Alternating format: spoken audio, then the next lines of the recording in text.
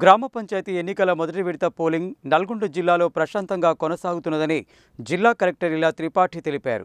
ఏవైనా అనుమానాలు ఉంటే అధికారుల ద్వారా నివృత్తి చేసుకోవాలని చెప్పారు.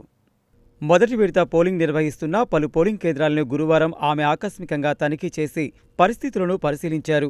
చెండూరు మండలం బంగారిగడ్డ ఉన్నత పాఠశాలలో ఏర్పాటు చేసిన పోలింగ్ కేంద్రాన్ని తనిఖీ చేసి అక్కడ ఓటర్లకు కల్పించిన సౌకర్యాలు, క్యూ లైన్లు, ఇతర ఏర్పాట్లను పరిశీలించడమే కాకుండా ఓటర్లతో మాట్లాడారు.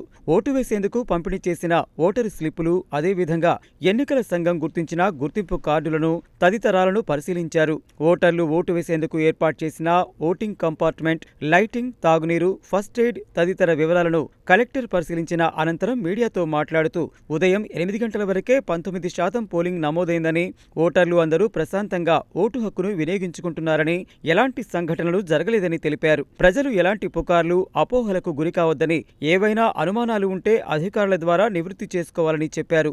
జిల్లా వ్యాప్తంగా మొదటి విడత ఎన్నికలు జరిగే పోలింగ్ కేంద్రాల్లో శాంతియుతంగా, సక్రమంగా పోలింగ్ జరుగుతున్నదని తెలిపారు. సమస్యాత్మక పోలింగ్ కేంద్రాల్లో వెబ్కాస్టింగ్, మైక్రో అబ్జర్వర్లను ఏర్పాటు చేశామన్నారు. జిల్లా కలెక్టర్ వెంట చెండూరు ఆర్డీఓ శ్రీదేవి తదితరులు ఉన్నారు.